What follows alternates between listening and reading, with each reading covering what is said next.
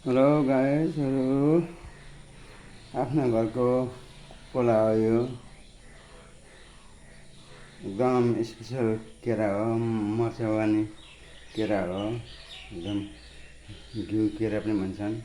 मुखमा लाउनु साथ मुखबाट बिलेर जाने, धेर बोल गर्नु नपर्ने गाजहरू है। यो आफ्नो घरको अरू उता पठाइयो 25-30 खाप थियो। अरू यति छ। यहाँ आँप छ, आफ्नै बारीको मालभोग आँप हो। यहाँ हेर्नुहोस् गाइस,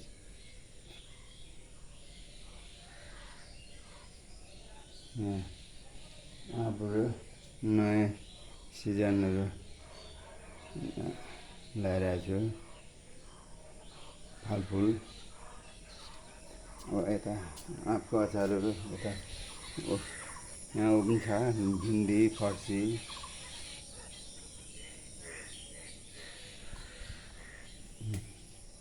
यहाँ आँपको अचार हो।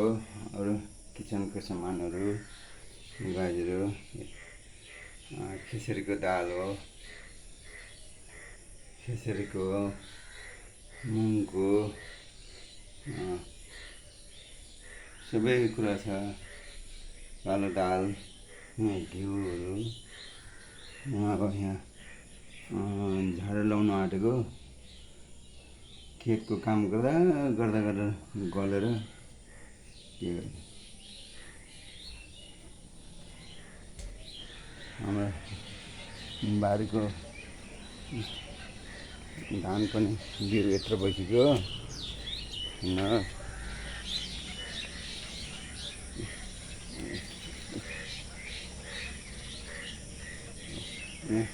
पानी आँस हेर्नु, यहाँ गाई हेर्नुभयो होला, पानी आँस उडेर जाँदैछ।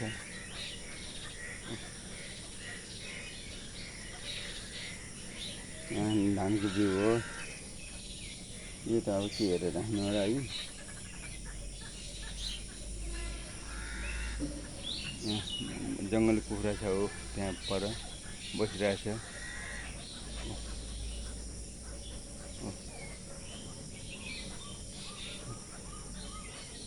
यता धानको बिउ हेर्नु, जङ्गली कुखुरा जाँदैछन् उता।